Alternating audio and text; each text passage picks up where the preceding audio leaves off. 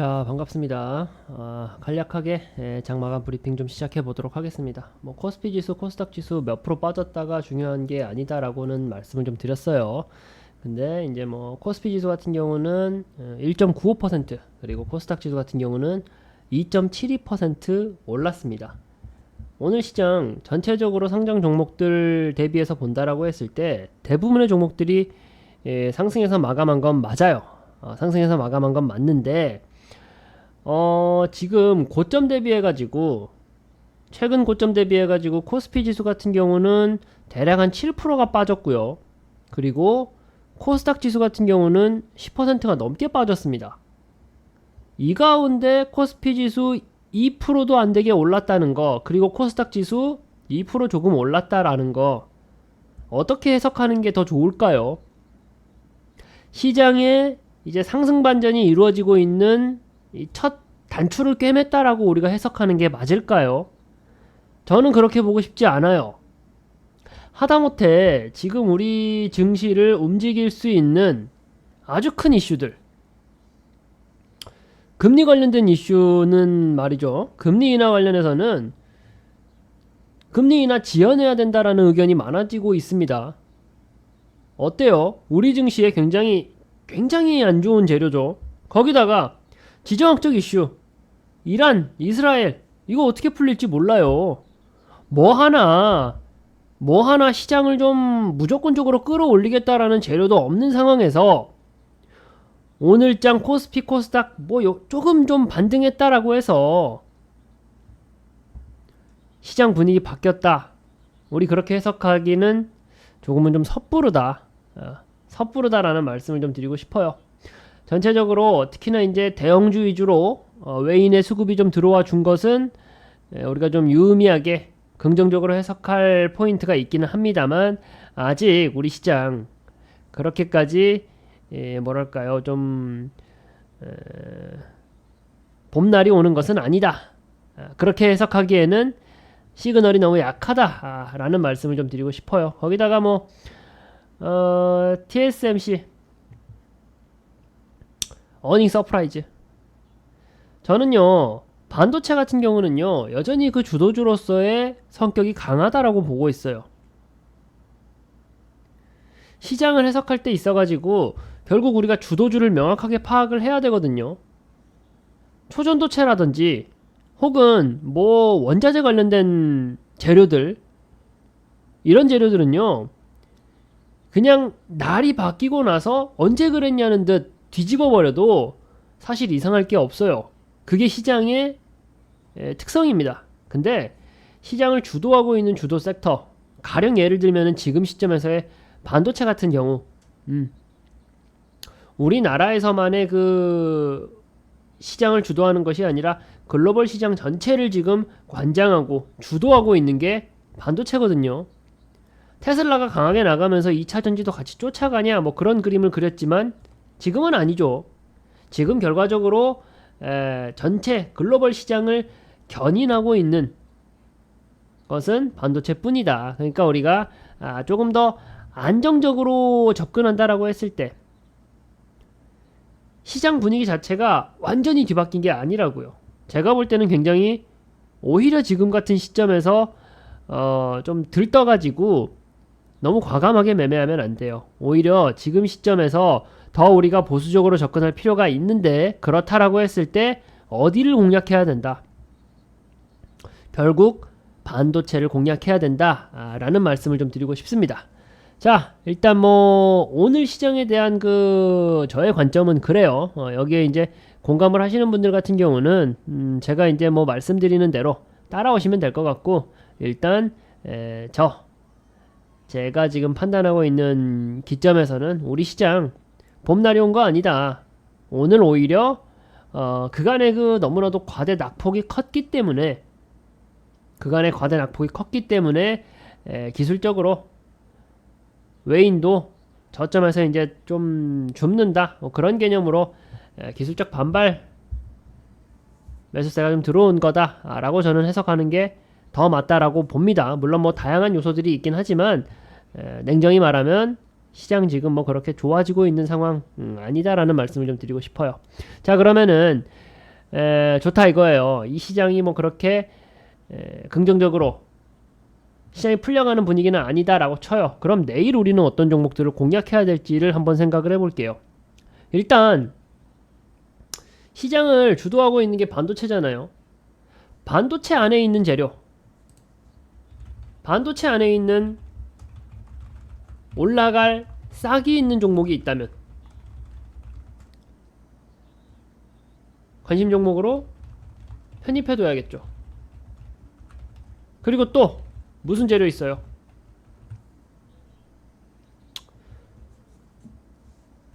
반도체에 대해서 조금만 더 얘기하면은 인텔 세계 최대 규모 뉴로모픽 시스템 공개. 어떻게 써요? 인텔이 뉴로모픽 시스템을 공개했다. 그냥 이 헤드라인만 놓고 본다 하더라도, 우리가 구체적으로 내용을 들어가지 않는다 하더라도 어떻겠습니까? 시장에서 관심을 많이 받을 수밖에 없는 내용이죠. 그럼 어떻겠어요? 우리가 이 안에 있는 종목들 봐야지. 바로 봐볼까요? 에이징랜드, 자람테크놀로지, 네페스아크, NCN, 뭐 오픈엣지 테크놀로지, 네페스.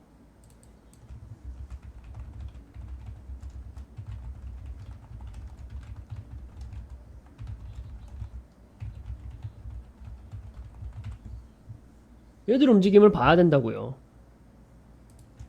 하나씩 간단하게 좀 봐볼게요. 에이징랜드 어떻습니까? 그냥 저는 한눈에 봐도 괜찮아 보여요. 거래량 터지면서 주가 한번 레벨업 시켜놨잖아요. 거래량 터지면서 주가 레벨업 시켜놓고 그런 다음에 어떻게 했어요?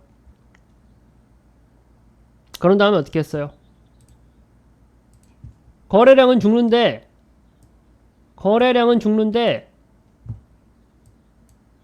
주가는 지키면서 횡보했어요. 그러면서 어라? 좋은 재료 터졌네? 이거 어떻게 되겠어요? 갈 확률이 높겠죠? 근데 여기서 우리가 한 가지 더 살펴본다면 시간의 거래량이 어떻게 흘러가는지, 장 마감하고서 이 좋은 재료 나온 이 종목을 시간의 거래에서는 어떻게 해석하고 있는지, 그리고 내일 개장하기 전에 동시효과 흐름을 좀 보면서 시장의 흐름을 보는 거죠. 에이징랜드 차트 좋습니다. 그런데 이 종목에 대해서 시장의 관심까지 몰린다라고 하면은 내일장에서 기회가 나오는 거예요. 또 볼까요? 자람테크놀로지. 얘는 더 좋아 보이네. 얘는 더 좋아 보여요. 왜? 계속적인 우상향 흐름을 만들어주고 있죠. 그러면서 지금 어디에요?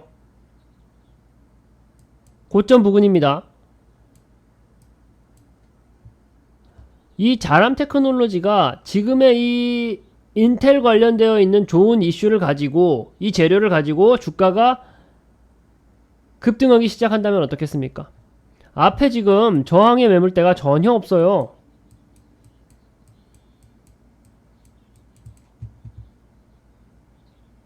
전혀 없고 지금 매집봉 들어오고 나서요. 매집봉 들어오고 나서 그 다음에 거래량 잠기고 주가 끌어올리겠다라는 세력의 유입까지 체크가 되잖아요. 담아둬야지. 반드시 확인해야지. 거기다가 제가 또 말씀을 좀 드렸죠. 주식 투자라고 하는 것은 결국은 확률을 높이는 거예요. 자람 테크놀로지라는 종목, 시간의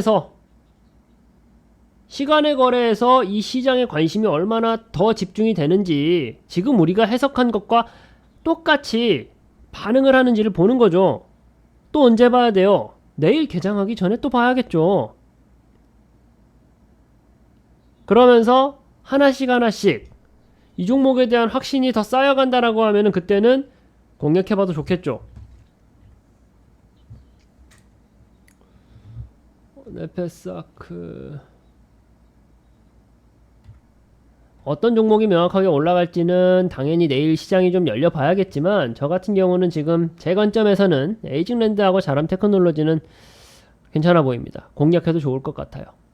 이렇게 장 마감하고서 재료 찾고 그와 관련해 가지고 또 종목까지 추려내는 과정들을 이 시간에 하는 거고, 이 시간이 그래서 중요하다라고 제가 굉장히 자주 강조해 드리고 있습니다. 또 뭐 알고 계시겠지만 저희가 이제 종가에 베팅해야겠다라는 내용들 중에서 어떤 게 있었어요? 현대차도 있었죠? 현대차 지금 또 어떤 이슈 있죠? 뭐 현대차하고 바로 이어지는 이슈라고 보기 어려울 수 있는데, 자, 보스턴 다이나믹스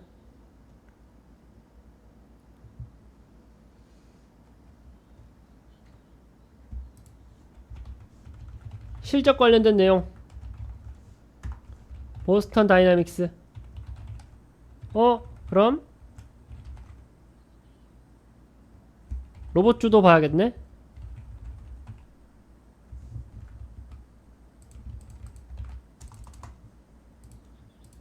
봐볼까요?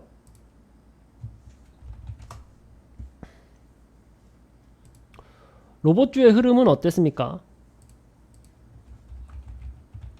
흐름 상당히 소외받았었어요. 상당히 소외받았었어요. 그러면 다른 표현으로 저점 공략 가능하다. 저평가된 종목 담을 수 있다. 그냥 전체적인 흐름만 간략하게 볼게요.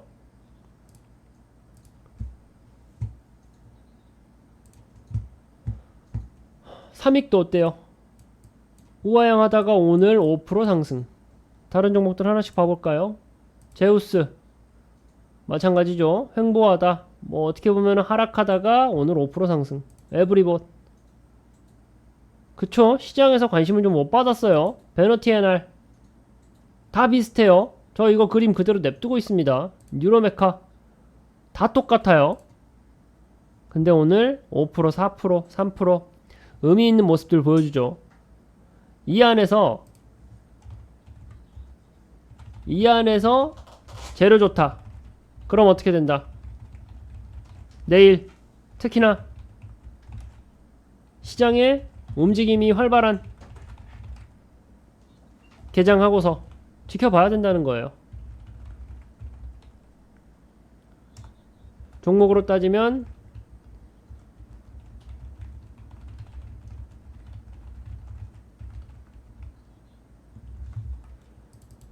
뭐 지금 제가 인포스탁 섹터 그룹별 구성 종목으로 보다 보니까 저 같은 경우는 따로 관심 종목들, 그리고 이제 뭐 로봇 섹터면 로봇 섹터 뭐 별도로 분류를 하긴 하는데, 일단은 뭐 이렇게 좀 간단하게 말씀을 좀 드린다라고 하면은 로봇주도 지켜봐야 된다라는 거예요. 그리고 엔터주도 재밌는 이슈 있잖아요.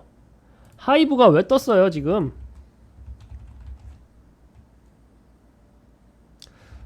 종가에 보자. 현대차 보고 하이브 보고, 우리가 종가에 보자 라고 해서 어떤 종목 최근에 재밌었죠? 삼천당제약. 다 이유가 있어요. 장 막판에 시장 관심 쏠리는 종목들 우리가 미리 포착하고 대응하는 거잖아요.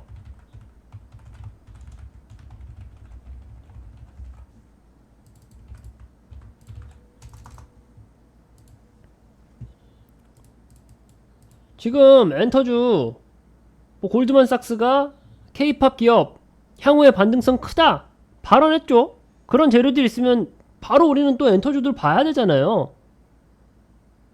그러면서 실적 계속 좋아지고 있고 시장에서의 관심도는 높아지고 있을 때, 이럴 때 어떻게 해야 돼요? 째려봐야지. 그런 차원에서 우리가 종가에도 종목들 살펴보는 종목들은 다 그런 데 이유가 있는 거예요.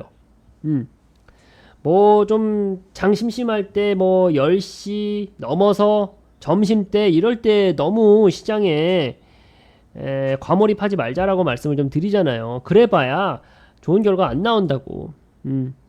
오히려 시장에 관심이 좀 집중되는 오전 그 장 시작하는 시간, 그리고 장 마감하는 시점을 우리가 집중해서 좀 살펴보자 라는 말씀을 한 번 더 드리고요.